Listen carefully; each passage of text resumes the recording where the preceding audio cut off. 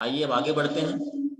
आदरणीय doctor OP Sharma ji भाई साहब, जो हमारे राष्ट्रीय जोनल समन्वयक हैं।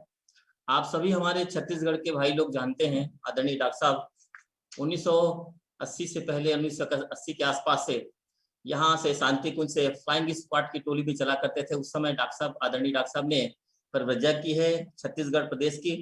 आपने एमबीबीएस की डिग्री केएमजी कॉलेज में 1967 में की और आप देव संस्कृति विश्वविद्यालय शांति कुंज और हमारे शांति कुंज के सम्मानित सदस्यों में से हैं, आप मेंबर हैं। आपने नेचुरोपैथी विभाग में भी कार्य किया है, आप यूपी के नेचुरोपैथी विभाग के भी सदस्य हैं। आप भारतीय चिकित्सा सेवा संघ के भी आजीवन सदस्य रहे हैं।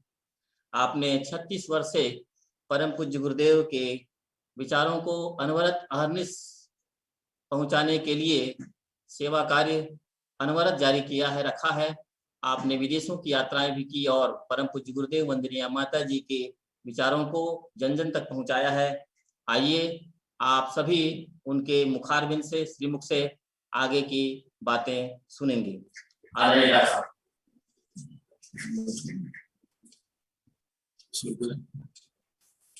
आइए गायत्री महामंत्र एक बार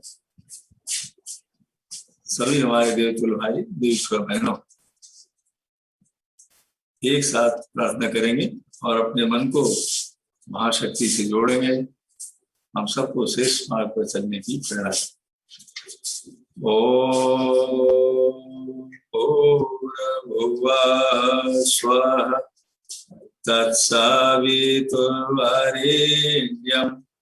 भर्गो देवस्य धीमहि धियो यो नः प्रचोदयात्। ओम अखंडमंडलाकारं व्याप्तं येन चराचरं तत्पदं दर्शितं येन तस्मै श्री गुरुवे नमः। हमारे आदरणीय भाई निर्मलकर जी जो जोन शांति कुंज के माध्यम से पूरा देख रहे हैं,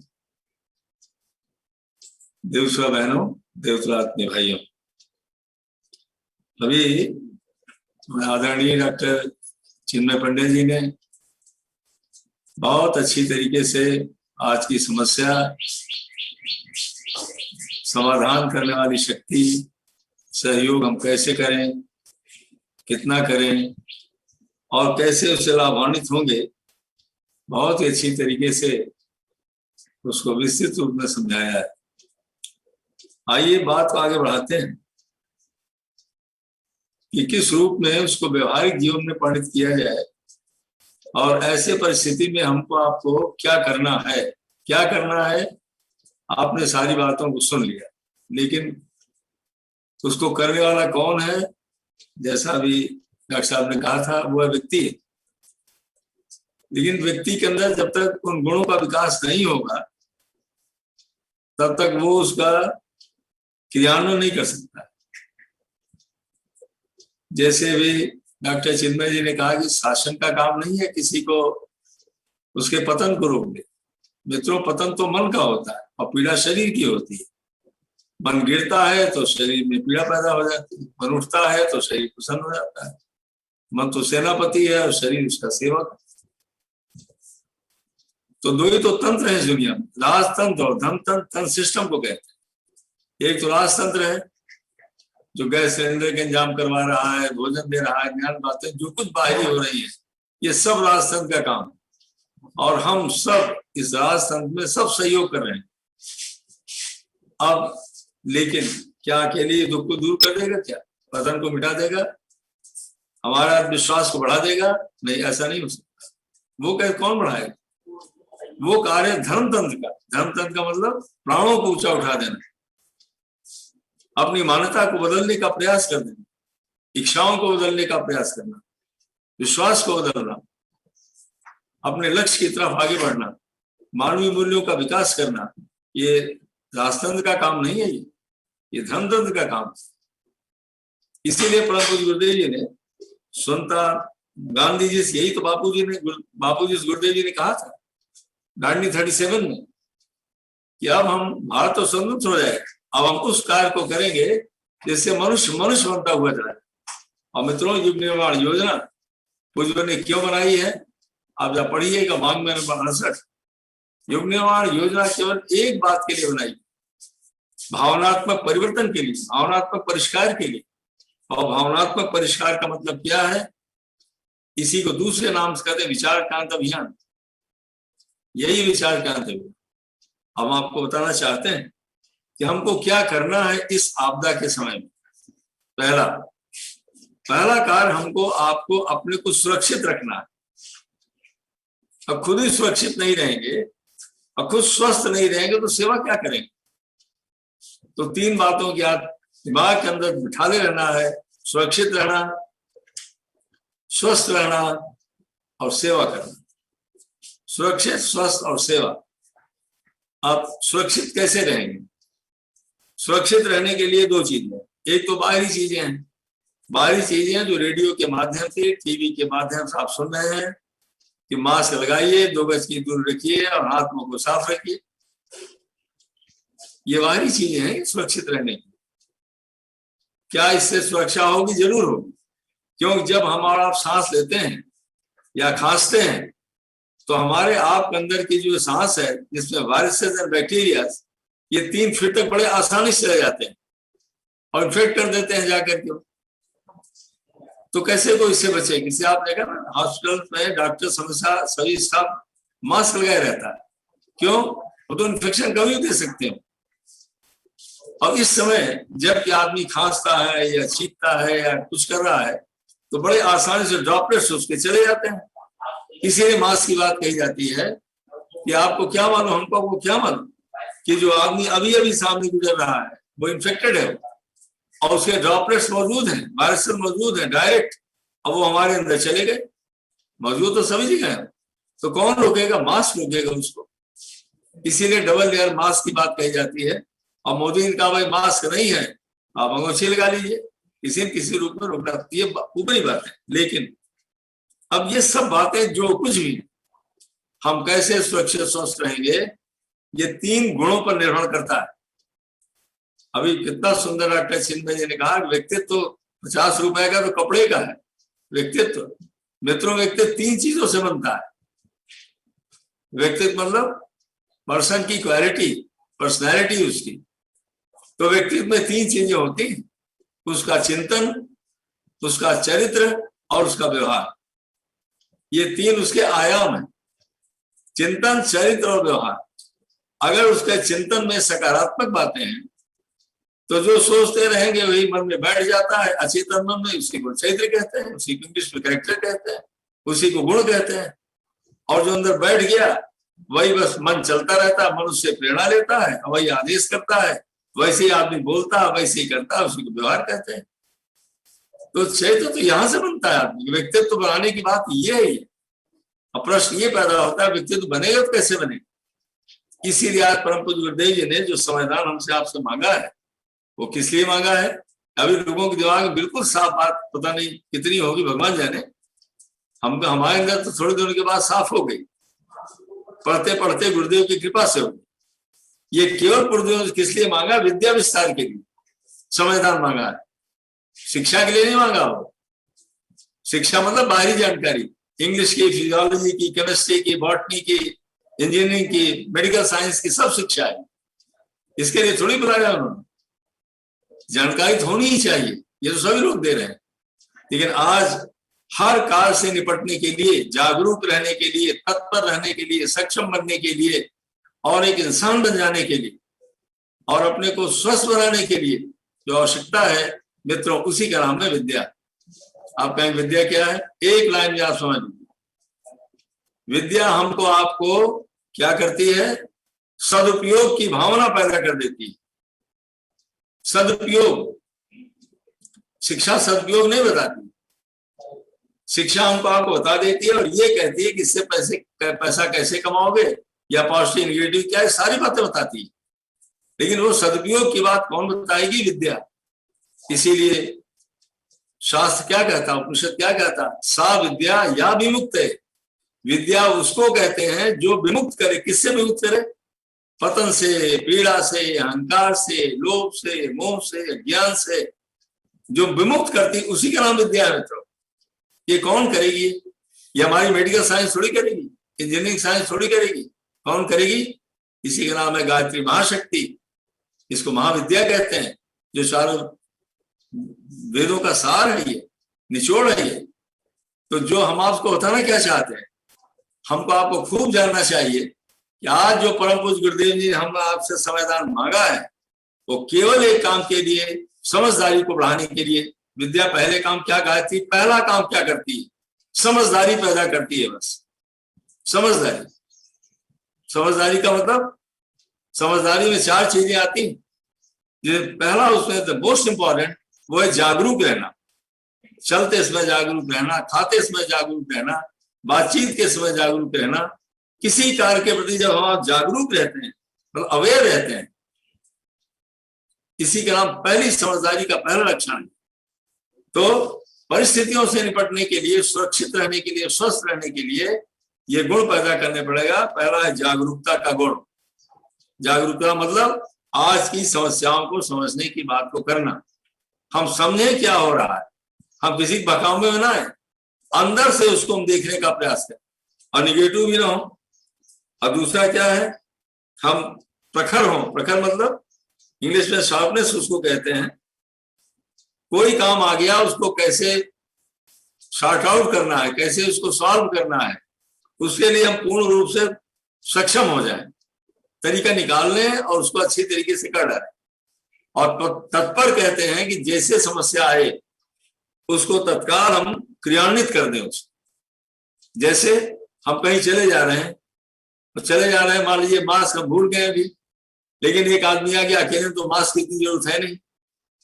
अच्छे इन्वायरमेंट में आप रह रहे हैं, वातावरण में है, लेकिन कोई आ रहा है तो भाई चलो मास्क भूल गए तो क्या हुआ, रुमाली बांध दिए निकाल करके, अगर शेत उसी को हमने लगा दिया। इसको तत्पर होना कहते हैं, इसी का नाम तत्परता है। खट समस्या आई, आपका दिमाग चल गया और आप इमीडिएटली उससे निकल गए। अब इन सारे गुणों को पैदा करने के लिए आपको क्या करना पड़ेगा? स्वस्थ रहना पड़ेगा। मित्रों, हम आपसे एक निवेदन करना चाहते हैं कि हम और आप अगर स्वस्थ रहेंगे तो सारी की सारी सहायता भगवान की, समाज की और स्वयं अपनी हमको आपको मिलती रहेगी।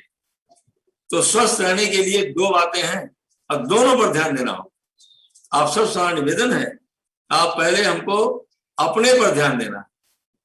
हम बदलेंगे क्यों बदलेगा? लेक्चर देने से खाली बात नहीं बनती, जीवन में उतारने से बात बनती है। तो क्या करना पड़ेगा हम आप सबको स्वस्थ रहने के लिए? 2 तरीके स्वस्थ रहना है, एक तो मानसिक रूप से और दूसरा शारीरिक रूप से। मानसिक और शारीरिक, इसे 2 ही तो बीमारियां होती, मानसिक और शारीरिक, तीसरी थोड़ी कोई बीमारी होती है। तो मानसिक स्वस्थ रहने के लिए क्या करना पड़ेगा? हमको आपको निषेधात्मक चिंतन, निषेधात्मक विचारों से बचना होगा। ये सबसे बड़ा काम पहले करना है, क्योंकि हमारा आपका मन, हर व्यक्ति का मन वो जल्दी निगेटिव होता है। अभी घर का कोई आदमी बाहर चला जाए, लड़का बाहर पढ़ने गया, उसको 5 बजे वापस आना था, रात में 7 बज गया, नहीं लौटा, तो तुरंत आदमी नेगेटिव सोचता है कहीं एक्सीडेंट तो नहीं हो गया, कि ऐसा तो नहीं हो गया, कि वैसा तो नहीं हो गया, और सारी कल्पना की चिंताओं में डूब जाता है। और उतनी देर में इतना बड़ा ह्रास उसके शरीर का हो जाता है तो उसको मालूम नहीं है ये। अब ये कैसे रोका जाए? ये विद्यात्मक अल्टरनेटिव क्या हो सकता है? अरे भाई, हो सकता है दोस्त के यहाँ रुक गया हो, ये भी हो सकता है किसी काम में लग गया हो, या अच्छा लड़का है, ऐसे ऐसे आप विद्यात्मक भी सोच सकते हैं उसको। लेकिन तुरंत आदमी नेगेटिव सोचता है, और नेगेटिव सोचने से जो एड्रेनलिन हार्मोन निकलती है, इतना वो हार्मोन कष्टकारक होती है कि पूरे सिस्टम को डैमेज कर देती है। आज क्यों बीमारियां इतनी बढ़ रही हैं? क्योंकि टेंशन जब आता है तो परमात्मा ने हर समस्या से निपटने के लिए एक फिजियोलॉजिकल मतलब नेचुरल शक्ति अंदर में दिया, और वो शक्ति हार्मोन्स के पैदा होने से होती है, और कभी कभी पैदा होती है। लेकिन आज जरा सी बात हमारी नहीं कोई सुन रहा तो टेंशन में आ गए। हमारा मोबाइल ही 4 घंटे की 2 घंटे की गड़बड़ हो गया तो तनाव में आ गए। अब लगातार तनाव अगर पैदा होता रहेगा तो तनाव से निपटने के एक ही तो तरीका है, या तो लड़िए या तो छोड़कर भागिए, फाइट और फ्लाइट, लड़िए भागिए। लड़ने की समस्या तुरंत नहीं है, अब भागने की ताकत नहीं है, बस संक्षोभ कहते हैं एंग्जाइटी, तुरंत आदमी एंग्जाइटी पड़ जाता है। इसके आज इतनी मानसिक बीमारियां हो गई हैं, जिसमें सबसे बड़ी मानसिक बीमारी है डिप्रेशन की बीमारी। आदमी डिप्रेशन में, आप किसी से बात करिए, अरे भाई साहब बहुत खराब आ रहा, अरे जो अच्छे होकर आ रहे हैं उनकी बात क्यों नहीं करते हो भाई, उनकी बात नहीं करेंगे कि एक परिवार में 20 लोग अच्छे हो गए, अरे उनकी बात करिए, और जो गड़बड़ हो गया उनके लिए हमारी पूरी संवेदना है, लेकिन क्या करेंगे, उसी की बात करते रहेंगे क्या। उनको बहुत सी बीमारियां थी, और अंत में हम लोग क्या कहते हैं, असद दुनिया कहती है भाई आयु जब तक है तब तक रहेगी, कोई डॉक्टर 1 सेकंड बढ़ा सकता है न घटा सकता है, हम प्रयास कर सकते हैं, बस सेवा कर सकते हैं, बस भाग्य थोड़ी बन सकते हैं किसी का। हमको तो केवल सेवा करने का हथियार हमारे हाथ में है, हम प्रामाणिक व्यक्ति होकर के परिश्रम तो कर सकते हैं, लेकिन भाग्य हमारे हाथ में नहीं। कर्मण्येवाधिकारस्ते मा फलेषु कदाचन, उसमें हम क्या कर सकते हैं। अगर ये भावना हमारे अंदर से बनी रहे, जबान से नहीं, लेक्चरबाजी में नहीं, तब फिर क्या होगा, मानसिक स्वास्थ्य बढ़ता जाएगा। मित्रों, आप सब निवेदन करना चाहते हैं कि जो पूज्य गुरुदेव की इच्छा है, श्रद्धेय डॉक्टर साहब बहन जी की इच्छा है, मानसिक स्वास्थ्य को अच्छा बनाने के लिए आप 3 काम नियमित करते रहिए और लोगों को तुरंत बताते रहिए उसका। पहला काम क्या है, वह जप और ध्यान का काम। जप और ध्यान, जप और ध्यान। जप एक इतना बड़ा मनोवैज्ञानिक श्रम है, वो मनोवैज्ञानिक, निर्माणात्मक और रचनात्मक, creative and reproductive, psychological, mental exercise है, जिसमें हम किसी विचार को बार बार रिपीट करते हैं। धन की तरंगें रिपीट होती रहती, वो धन की तरंगें हमारे आपके अचेतन मन पर विध्यात्मक छाप डालती रहती लगातार। और जो अचेतन मन, जैसा भी डॉक्टर चिन्मय जी कितने सुंदर शब्दों में कहा था, अच्छाई बुराई लेकर जन जन्मांतर का बैठा हुआ है, बस उसी को निषेधात्मक को वाइप आउट करती है। तो आप कहेंगे पैदा क्या करती है अंदर से? अंदर से विश्वास पैदा करती है, अंदर से साहस पैदा करती है, अंदर से दृष्टि पैदा करती है, अंदर से समस्याओं के लड़ने की क्षमता पैदा करती है। ये कौन पैदा करेगा? जप और ध्यान। जप और ध्यान, कोई नो कुछ भी नहीं और कोई तरीका अल्टरनेटिव में नहीं। अगर मानसिक स्वास्थ्य कोई चाहता है तो क्या जप करे? आप जिसमें श्रद्धा हो, गायत्री मंत्र का जप धीरे धीरे करते रहिए, ओम का जप करिए जो बीज मंत्र है। परम पूज्य गुरुदेव जी ने कहा बेटा, जब तुम काम से खाली हो जाओ तब अपने मन को सकारात्मक दिशा में लगा। आप जप करने लगिए, आप अच्छी बातों को सोचने लगिए, आप स्वाध्याय करने लगिए, या कोई अच्छी बात को आप श्रवण करने सुनने लगिए। मन को हमेशा आप अच्छी बातों में लगाए रहिए, इसी का नाम है सत्संग। तो जब सत्संग और स्वाध्याय, स्वाध्याय का मतलब जहां आप आधे घंटे अच्छी पुस्तकों को पढ़ेंगे, वही अपना अध्ययन करेंगे, स्वाध्ययन करेंगे, अपना को एनालिसिस, अपना ही करेक्शन करेंगे। तो क्या अपना एनालाइज अपने करेंगे? हमारा मन कितनी देर तक नकारात्मक रूप में भागता रहा, कितनी देर तक अनावश्यक बातों को सोचता रहा, कितनी देर तक भूतकाल में चलता रहा, कितना भविष्य की कल्पना करता रहा और कितना वर्तमान में रहा। क्योंकि समय ही भगवान का दिया हुआ है और विचार उसकी अमूल्य निधि है। अगर हम वर्तमान का सदुपयोग नहीं करते और भविष्य की कल्पना करते रहते हैं और पुरानी बातों को याद करते रहते हैं, तो पुराना मतलब पास्ट इज डेड। उससे नसीहत तो लेना, हमको शिक्षा तो लेनी है, सतर्क तो रहना है, आगे योजना तो बनानी है, लेकिन हमेशा पूर्व लिखते कभी पुरानी बातों की याद मत करते रहना। योजना बनाना, सतर्क रहना, आगे बढ़ना, ये क्या है? सदुपयोग की बात आपसे हम कर रहे हैं। ये तो किसकी बात कर रहे हैं? मानसिक स्वास्थ्य की बात कर रहे हैं आपसे। तो मानसिक स्वास्थ्य को बनाने के लिए जप और ध्यान कितना करेंगे आप? बस पूज्य गुरुदेव समय का निर्धारण कर दिया है। प्रातःकाल आप तो करते ही करते हैं, ब्रह्म मुहूर्त में आप करते हैं। अब आप और लोगों से क्या कहेंगे?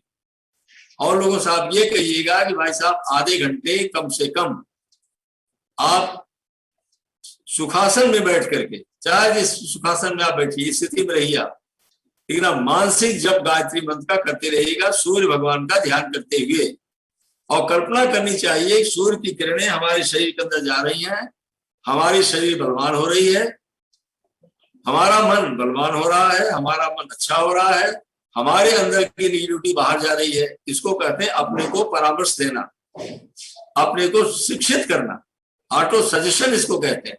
अगर अपने को परामर्श देते हुए गायत्री मंत्र का जप और ध्यान करते हैं कि चमत्कार पैदा होना शुरू हो जाएगा। क्या चमत्कार होगा? ये तो चमत्कार होगा कि जो निराशा में पेशेंट डूब रहा था वो आशा में चला जाएगा, और वही कहने हम जरूर बचेंगे।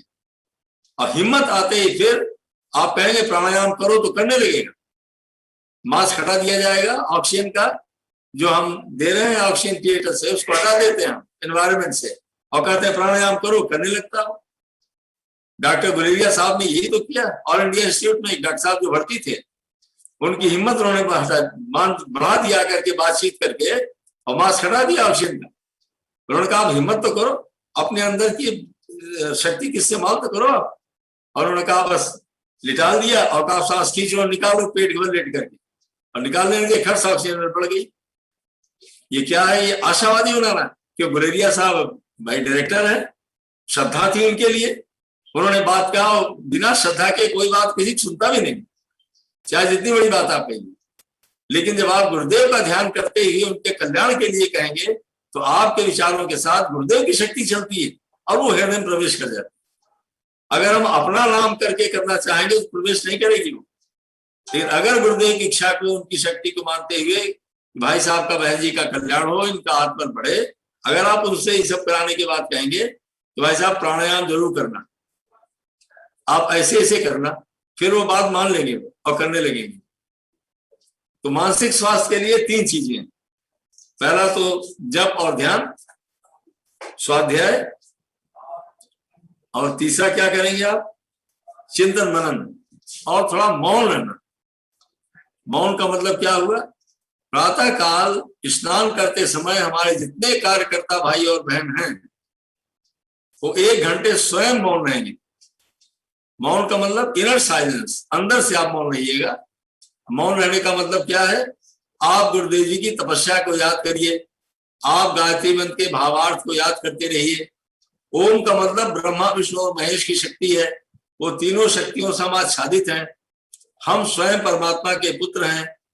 और गुरुदेव उस शब्द को याद करिए आप, गुरु वाक्यम ब्रह्म वाक्यम, जिसमें गुरुदेव जी ने कहा कि बेटा तो हमारा काम करते जाना, हम तुम्हारा करते जाएंगे।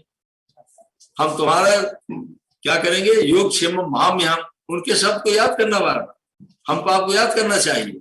इससे क्या होगा?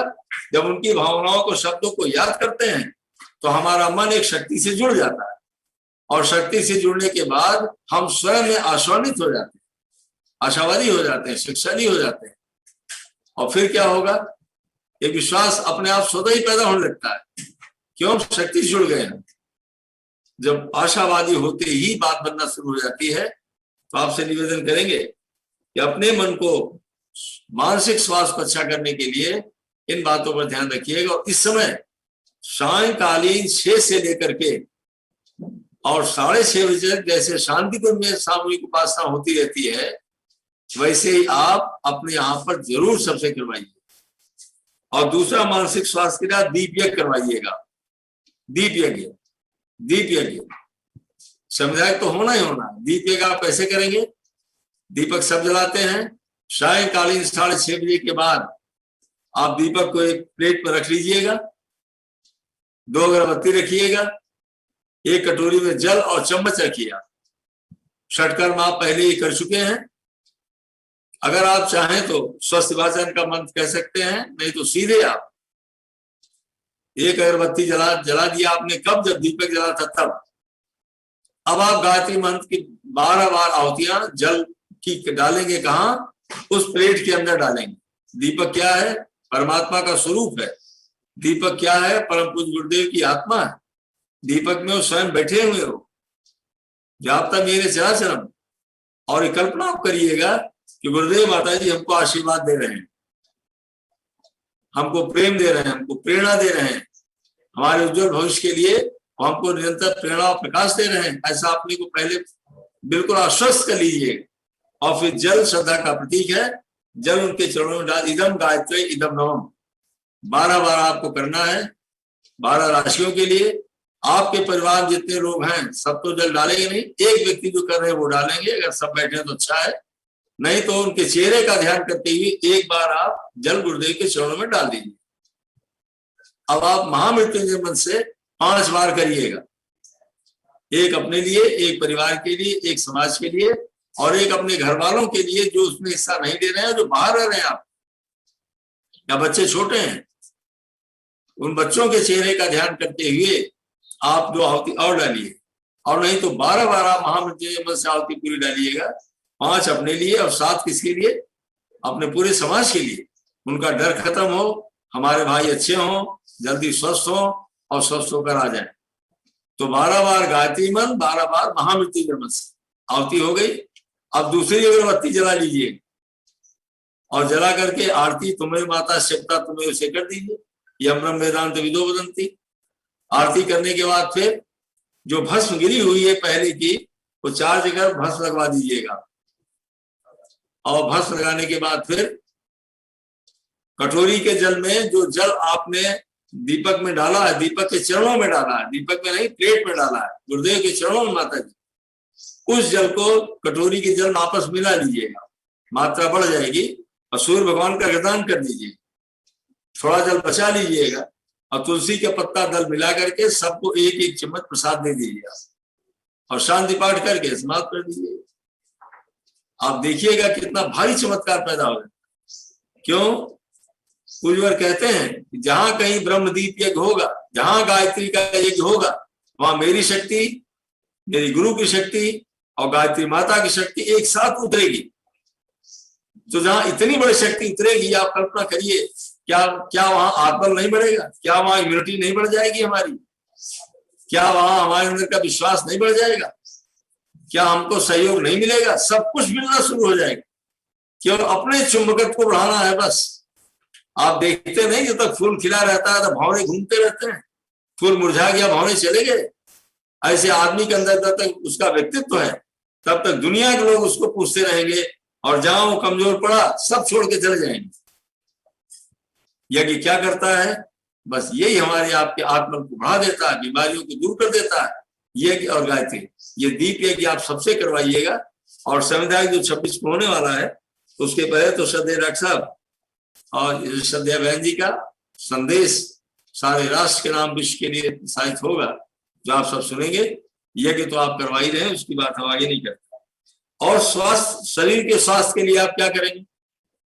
शरीर के स्वास्थ्य के लिए जहां आप जल के सेवन की बात बता रहे हैं, वहां कल एक बात आपसे बताएंगे, ज्यादा इंफेसिस जोर दे रहे हैं उसके ऊपर। वो क्या है? वो है प्राणायाम और आसन के ऊपर। आसन आप ऑनलाइन करवा रहे हैं, कितनी अच्छी बात है, हमारे निर्मलकर जी ने सारी बातें बताया। और प्राणायाम भी आप करवा रहे हैं। प्राणायाम में 2 बातों पर आप जरूर ध्यान दिलाते रहिएगा, देते भी होंगे आप, जब समय आपको याद दिलाते हैं कि न हो रहा होगा। तो सुबह सुबह प्रातः का नासिकाओं में स्नान के समय मस्टर्ड ऑयल लगाना चाहिए, सरसों का तेल, ये स्नान के समय लगाना चाहिए। और उसके बाद फिर नारियल का तेल लगाइए, जब याद आए तब लगा लीजिए। और जब प्राणायाम शुरू कराइएगा तो पहला प्राणायाम क्या होना चाहिए? नाड़ी शोधन प्राणायाम। बाएं से लेना, बाएं से निकालना, 12-12 बार दोनों से कराइएगा। दोनों नासिकाएं बिल्कुल खुल जाएंगी, ओपन हो जाएगी। कुंभक दोनों में करना है, आंतरिक बाह्य कुंभक दोनों में करना है। और उसके बाद जो इसमें हितकारी प्राणायाम है, ऐसे व्यक्ति जिनको भी हार्ट की बीमारी नहीं है और कोई बीमारियां उनको नहीं है, तो आप भस्त्रिका प्राणायाम जरूर करवाइए। इस बार पहले दाहिनी से सांस को 10 बार खींचे निकालें, फिर बाएं से खींचे निकालें, फिर दोनों से लेकर मुंह खोल करके सांस को बाहर निकाल दें। फिर उसके बाद लगातार भस्त्रिका आप सब करना चाहते हैं उसको आप करवाइएगा। आप देखिएगा कि जब लंग्स पूरे खुलना शुरू हो जाएंगे, आप 99% मान कर चलिएगा कोई इन्फेक्शन नहीं होना। ये जब ऑक्सीजन कम होती है, कार्बन डाइऑक्साइड बढ़ती है, तभी बैक्टीरिया वायरसेस उसमें ग्रो करते हैं लंग्स में। इसके पहले नहीं कर सकते हो, तो उसमें खत्म होने लगते हैं। इसलिए आप बहुत जोर दीजिएगा प्राणायाम। और भोजन में आप क्या देंगे? हल्दी का दूध आप जरूर बताइए, क्योंकि बहुत लोगों को दूध नहीं सूट करता है, उनको आप हल्दी बॉयल करा दीजिएगा। कितना? 5 ग्राम हल्दी आप 1 लीटर पानी में बॉयल करा कर रखवा दीजिए, खूब बॉयल करा दीजिए, और उसी को घोट घोटो, जब हो तो थोड़ा सा पीते रहे। एंटी इंफ्लेमेटरी है, इम्यूनिटी को रेस करने वाली, उनके लिए हम बता रहे हैं आपसे, जिनको दूध सूट नहीं करता है। बहुत लोगों को नहीं सूट करता है दूध, लेना तो वही उनको इस सूप में ले सकते हैं। तो हल्दी और यज्ञ जो आप कराइएगा, यज्ञ में एक बड़ी सिंपल हवन सामग्री अगर आप ऐड करवा देंगे तो डिसइंफेक्टेड काम करने लगेगी। आप 50 ग्राम अपनी हवन सामग्री ले लें, उसमें 5 ग्राम कपूर डाल दीजिएगा, एक 15 ग्राम चम्मच में घी डाल दीजिए, 20-25 ग्राम गुड़ डाल दीजिएगा। तुलसी के सूखे पत्ते हों चाहे कच्चे ही रख दिए, 2-4 दिन बाद सूख जाएंगे। इसके नीम के पत्ते, थोड़ा नीम का पत्ता 1 मुट्ठी ले लीजिए, उसके 50 ग्राम की बात कर रहे हैं आपसे। और वह गिलोय का चूर्ण मिल जाए तो बहुत ही अच्छा है। बस उसी से जब आप यज्ञ करेंगे, बाद गायत्री मंत्र की आहुतियां डलवा देंगे, उसके बाद कमरे थोड़ा बंद कर दीजिएगा, इसको खुले मत कराइए। और घर में ही होना, बाहर तो होना नहीं है। आप कमरा थोड़ा बंद करा दीजिएगा, जिससे कि इसका कंसंट्रेशन वहां बेटर हो जाए। और फिर कहिए अब सांस लीजिए, खींचिए और निकालिए, खींचिए और निकालिए। तो जब वहां पर सांस खींचेंगे निकालेंगे कम से कम 10 मिनट तक, तब वो अंदर जाती है। क्योंकि बैक्टीरिया ऑलरेडी इसमें बहुत मर जाते हैं, किल हो जाते हैं, ये सब प्रूव हो चुका है। फिर वो अंदर जाकर के बड़ा प्रभावी और लाभकारी हो जाता है। तो आप थोड़ा वातावरण के शुद्ध, जैसे आपने दीप पे किया, लेकिन वातावरण का शुद्धिकरण कैसे करेंगे? उसके लिए आप गौ का वो कंडा यह है, गोबर कंडा पास आई है, गौ की कंडी बना करके इस पर करते हैं उसको, उसे गायत्री मंत्र से सामग्री डाल दिया, घी डाल दिया, वो डाल दिया, और यज्ञ भी हो गया हमारा संक्षिप्त, वातावरण भी हो गया, और ब्रह्मदीप के हमने संपन्न कर ही लिया। तो मानसिक लाभ भी मिल गया, वो भी हो गया। संक्षिप्त की बात आपसे हम कर रहे हैं, नहीं तो समझाया कि आप लोग घर में करेंगे तो अच्छा ही। बस स्वास्थ्य के लिए एक बात और, आसन की बात बताते हैं आपको, और प्राणायाम, हाँ 2 बातें और आप बहुत ध्यान दिलाइए। एक, ओम का उच्चारण, अगर ओम का 10 बार गहरा उच्चारण कोई व्यक्ति करता है तो स्वतः उसका प्राणायाम होता चला जाता है। और दूसरा, शंख बजाना। जो भाई हमारे शंख की बहनें बजाती हों, वो कम से कम 3 बार 4 बार सुबह और शाम शंख बजाए। आप जरा देखिएगा कि कभी कुछ होने वाला नहीं है। बेस्ट प्रिवेंशन और हेल्थ को आगे बढ़ाने के लिए इससे तो कोई तरीका नहीं, उनके लिए जो करते हैं, औरों के लिए और तरीके हैं। तो जो शंख बजाते हैं उनको आप ही कराइएगा। आसन में एक आसन आपको जरूर कराना, सिंपल आसन बताइएगा, जिससे कि इसको एरोबिक भी कहते हैं, जिससे प्राणायाम में आराम मिलेगा। वो क्या है? लेट करके साइकिल चलाना। लेट कर अगर साइकिल चलाते हैं तो जो पेट के ऊपर दबाव पड़ता है और सीने पर दबाव पड़ता है, उससे प्राणायाम में बहुत आसानी हो जाती है। और लेट करके, जिसको उत्थान पाद आसन कहते हैं, पैर को उठाना और नीचे रखना 3 से 4 बार। तो उसके बाद, आसन के बाद अगर आप प्राणायाम करते हैं, फिर आप जरा देखना कि कैसे लंग का एक्सपेंशन और कंस्ट्रक्शन दोनों होना शुरू हो जाता है, और कैसे रोकथाम होना शुरू हो जाती है, और कैसे स्वस्थ आप रहेंगे, और कैसे सारे लोग स्वस्थ होते चले जाएंगे। हमारे रिकवरी के बाद लोग क्या कहते हैं? कमजोरी बहुत आ गई। कमजोरी कैसे जाएगी? वो कमजोरी भोजन से जाएगी। भोजन में आप क्या करेंगे? जहां विटामिन इत्यादि देते हैं वहां भोजन में, और स्वस्थ होने के लिए एक बात पर और आपको ध्यान, निद्रा के ऊपर ध्यान देना है। अगर पूरी नींद नहीं आएगी तो स्वस्थ आदमी जल्दी नहीं होने वाला है। अब नींद कैसे आएगी? गाढ़ी नींद आनी चाहिए, कम से कम 4 घंटे की, जैसे सपने में दिखाई पड़े। तो उसके लिए क्या करना होगा? पैर धो करके, तेल वगैरह लगा करके, और मानसिक स्थिति बनाकर सोना चाहिए। अब मैं सोने चल रहा हूं, अब मैं माँ की गोद में चल रहा हूं, और मानसिक गायत्री मंत्र का जप करते हुए, या ओम का जप करते हुए, या अपने मन को अंदर अंतर्मुखी करते हुए फिर आपको नींद आ जाएगी। अगर मान किसी को नहीं आती उसमें, तब तो माला दिलवा दीजिए, ओम का जप करना शुरू कर दे, मन को एक काम मिल जाएगा। मन उसी फंस जाता है और थोड़ी देर में थक जाता है, माला तो छूट जाएगी और निद्रा आ जाएगी, सो जाएगी। ये हमने कितने पेशेंट्स को देखा है, आपको ऐसे नहीं बता रहे हैं। न जाने कितनों का मन अच्छा हो, न जाने कितने आगे। सोने की दवाइयां नहीं देनी पड़ी कि हम दवा दें उसको सोने के लिए, ये अल्ट्रेक्स दे रहे हैं 5.5 मिलीग्राम 0.25, ये नहीं, कुछ नहीं। मानते हो तो ठीक है, नहीं गोली तो मौजूद ही है, सो जाओ, नींद तो आने आना है। और नींद आने के लिए क्या करेंगे? सोने के पहले भ्रामरी प्राणायाम इससे बहुत लाभदायक होता है। भ्रामरी प्राणायाम 5 बार सोने के पहले। अब घुटने ठीक है तो वज्रासन में बैठ जाए, और नहीं तो दर्द है इत्यादि वज्रासन की जरूरत नहीं, केवल भ्रामरी प्राणायाम कर लें, पैर धो करके और अपनी मानसिक मुद्रा बना के सो जाए। तो जरूर सोने के पहले ना तो टीवी देखेंगे, ना मोबाइल देखेंगे, और ना कोई और निषेधात्मक बातें करेंगे, क्योंकि भीड़ रहती है तो नींद कभी नहीं आती। भीड़ मतलब क्राउड ऑफ थॉट्स, अगर विचारों की भीड़ है तो नींद कभी नहीं आने वाली। नींद तभी आएगी जब बिल्कुल शांत हो जाए, और मन शांत तभी होगा जब आप दुनिया से अपने को कट ऑफ कर देंगे। और कट ऑफ करने का तरीका है ये, हम स्वास्थ्य की बात कर रहे हैं आपसे, स्पीडी रिकवरी की बात आपसे कर रहे हैं, इसीलिए पेशेंट को सुला दिया जाता है, इसीलिए इंजेक्शन उनको सुलाते हैं। हार्ट अटैक का जो फर्स्ट ट्रीटमेंट है वो देने के साथ में उसको सुला देना है, चिंता से मुक्त कर देना उसको। तो इसको करने के लिए आप आध्यात्मिक प्रयोग करिएगा, ये उससे बात बन जाएगी।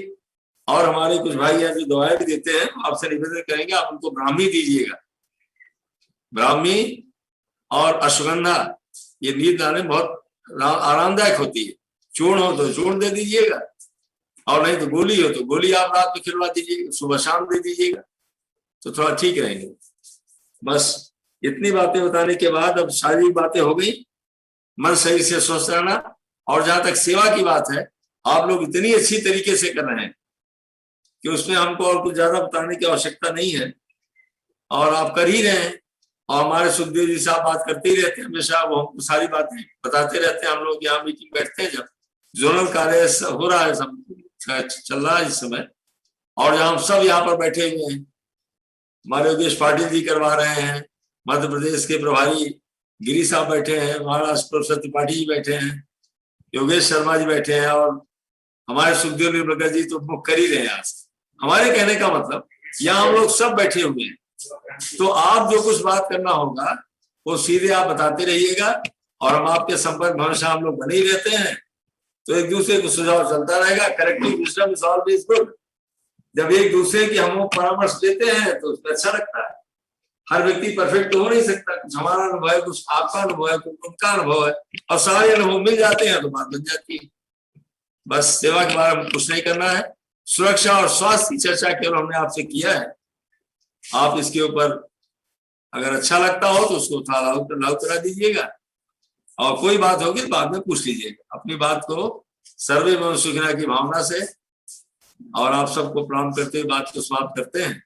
तो कभी इसके बाद में डॉक्टर गायत्री शर्मा जी को बोलना है, और समय हमारा 20 मिनट हो गया है, 25 मिनट। इसलिए सभी को नमस्कार करते हुए बात को समाप्त करते हैं।